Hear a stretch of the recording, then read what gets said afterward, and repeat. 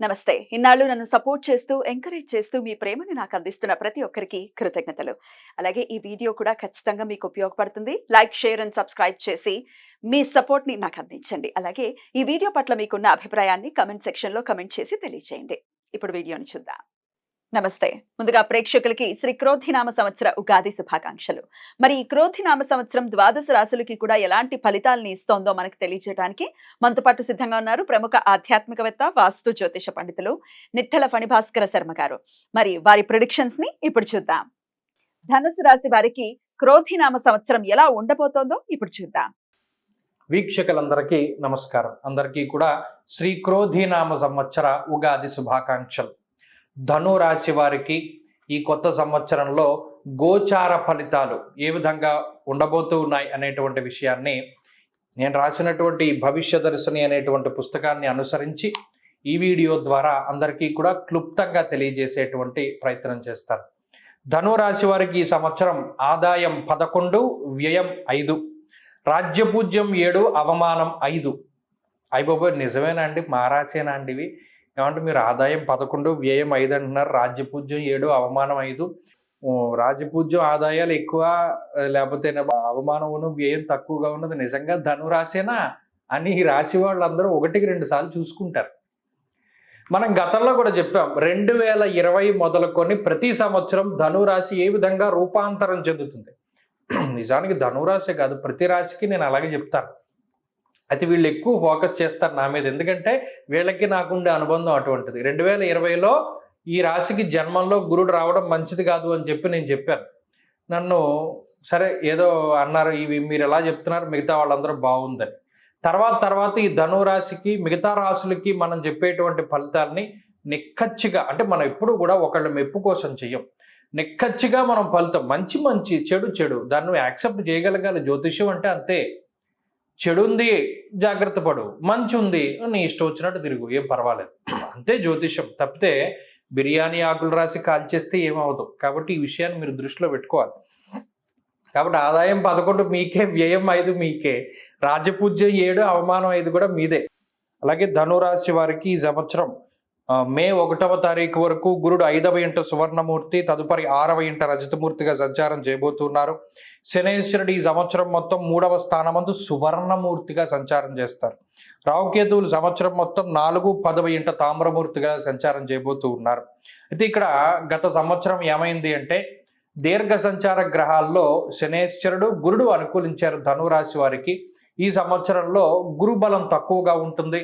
రాహు ఏమో అర్ధాష్టమ రాహువుగా కొంత ప్రతికూలమైనటువంటి ఫలితాలను ఇస్తూ ఉంటే, శనేశ్వరుడు మాత్రం సువర్ణమూర్తిగా ఆయన ఫలితాలను ఇస్తున్నారు. ఇది చాలా గొప్ప విషయంగా చెప్పవచ్చును. ఎందుకంటే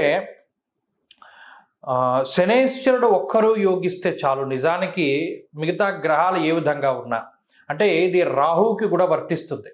ఒకవేళ జాతకంలో లేదా గోచారంలో రాహువు బలంగా ఉంటే మిగతా గ్రహాలు బాగాలేకపోయినా, లేదా ఒక శని బలంగా ఉండి మిగతా బాగాలేకపోయినా ఆ సంవత్సరం మొత్తం మనం ఎలాగోలా గెంటేయచ్చు. కాబట్టి ఈ సంవత్సరంలో ధనురాశి వారికి శని అనుకూలం, బలంగా ఉన్నారు, ఉపచయ స్థానం స్వక్షేత్రంలో ఉన్నారు. కాబట్టి శనేశ్వరుడు ఇచ్చేటువంటి ఫలితాల మీద ఆధారపడి మనం ముందుకు వెళ్ళిపోవచ్చు, ఏ విధమైనటువంటి సమస్యలు ఉండవు. అయితే ధారాపుత్ర విరోధస్య స్వజనే కలహస్తదానది శాస్త్రం.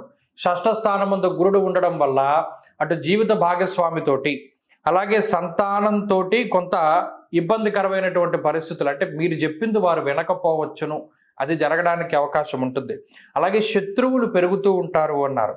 మరీ ముఖ్యంగా కుటుంబ సభ్యులతో విభేదాలు, దాంపత్య జీవనంలో సమస్యలు, లేదా సంతానంతో విభేదాలు లాంటి వాటికి అవకాశం ఉంటుంది. రుణం చేసి వాహనాలు, వస్తువులు కొనుగోలు చేయడం, అప్పు చేసి అనగా ఈఎంఐలు పెట్టుకుని, ఆ అప్పు చేసేటువంటి పద్ధతుల్లో ఈఎంఐలు అవి పెట్టుకుని ఆప్షన్స్లో లగ్జరీ వస్తువులు, ఎలక్ట్రానిక్ వస్తువులు, అలాగే బ్రాండెడ్ వస్తువులు లాంటివి కొనుగోలు చేయడం, బంగారాన్ని కొనుగోలు చేయడం జరుగుతూ ఉంటుంది. బంగారాన్ని తాకట్టు పెట్టి గోల్డ్ లోన్ తీసుకుని ఏదైనా మనం వాటిని కొనుగోలు చేసి ఇటువంటి పరిస్థితులకు కూడా అవకాశం ఉంటుంది.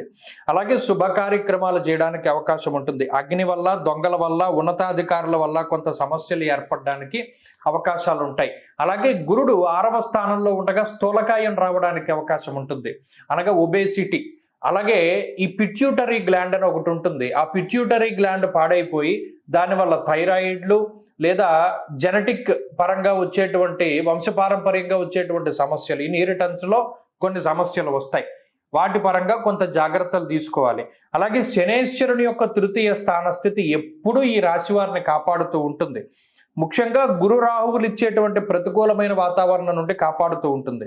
స్త్రీ భోగంచ మనస్సౌఖ్యం బుద్ధి యత్నాది సిద్ధికృతం అన్నది శాస్త్రం. అనగా ఈ సంవత్సరంలో వివాహాది శుభ కార్యక్రమాలు జరగడం, అలాగే అనుకూలవతి అయినటువంటి భార్య, అనుకూలవంతుడైనటువంటి భర్త లభించడం అనేటువంటిది ధనురాశి వారికి జరుగుతుంది.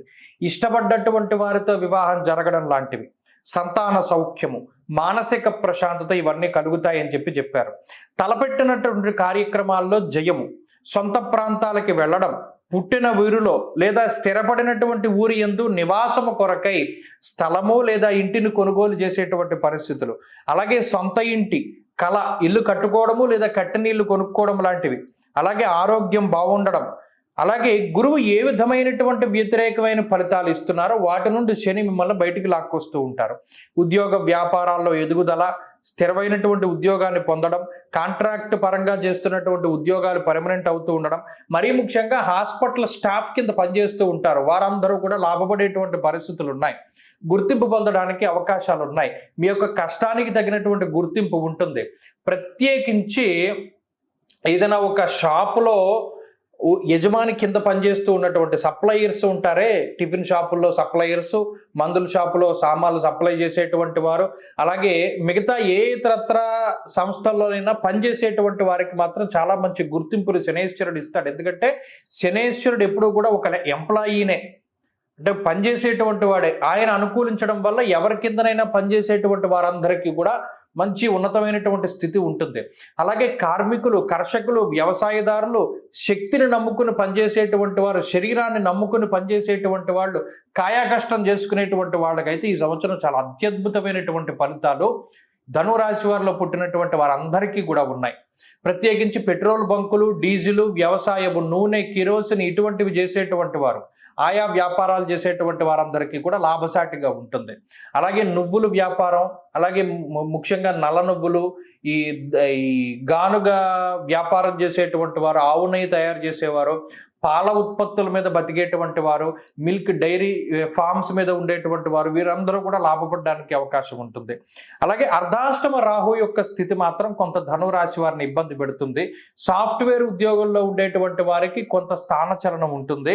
చిత్తభ్రంశం, వాతరోగం, స్త్రీ మూలస్య ధనక్షయం, మరీ ముఖ్యంగా కొంత శుభ కార్యక్రమాల నిమిత్తం ధనం ఖర్చు పెట్టవలసి వస్తుంది. బుద్ధి చాంచల్యం అధికంగా ఉంటుంది. చదువుకునేటువంటి విద్యార్థులకు మాత్రం ఈ గ్రహస్థితి వల్ల కొంత ఏకాగ్రత లోపం అనేటువంటిది జరుగుతుంది. ఆ విషయం పట్ల జాగ్రత్తగా ఉండాలి. స్థిర చరాస్తుల అమ్మకాలు, కొనుగోలు చేస్తారు. అలాగే విదేశీ విద్యా, ఉద్యోగం వంటి వాటి కోసం ప్రయత్నం చేస్తూ ఉండేటువంటి వారు, విద్యార్థులకి వీరికి కొంత ప్రతికూలంగా ఉంటుంది. కుటుంబ సభ్యులతో మాట పట్టింపులకి అవకాశం ఉంటుంది. ఇతరులను నమ్మి మోసపోవడానికి అవకాశం ఉంటుంది. కాబట్టి వీరందరూ కూడా చాలా జాగ్రత్తగా ఉండాలి. ఇదే ఫలితాలు స్త్రీలందరికీ కూడా అన్వయం అవుతూ ఉంటాయి. మొత్తం మీద గురు రాహువులు ప్రతికూలంగా ఉన్నప్పటికీ శని అనుకూలత వల్ల కొంత ఉపశమనం కలుగుతుంది. అయినా ఈ సంవత్సరం శత్రుబాధ, రుణబాధ కొంత ఎక్కువగా ఉంటాయి. శరీరం బరువు పెరుగుట, వంశపారంపర్య అనారోగ్య సమస్యలకు అవకాశం ఉంటుంది. అర్ధాష్టమ రాహు దోష పరిహారం కోసమై కేజింపావు మినిమల్ని ఆదివారం దానం చేయడం మంచిది. అలాగే ఆదివారం రాహుకాలం ఉండేటువంటి సమయంలో అమ్మవారి ఆలయంలో దీపారాధన చెయ్యాలి. ప్రత్యేకించి ఈ సంవత్సరం మొత్తం మీద షష్ఠులు వస్తాయి, 2 షష్ఠులు వస్తాయి, శుక్లపక్షం, కృష్ణపక్షం. ఆ షష్ఠుల్లో సర్పసూక్తంతో సుబ్రహ్మణ్యేశ్వర స్వామికి అభిషేకం చేయించుకోవడము, అలాగే దక్షిణామూర్తి యొక్క ఆరాధన, ప్రత్యేకించి గురువారం నాడు దక్షిణామూర్తి ఆలయానికి వెళ్ళి ఆయన ఎదురుగా దీపారాధన చేసి దక్షిణామూర్తి స్తోత్రాన్ని పఠిస్తూ ఉండడం వల్ల కూడా గురుబలం పెరుగుతూ ఉంటుంది. ఈ సంవత్సరం మొత్తం ఆరాధించవలసినటువంటి దైవం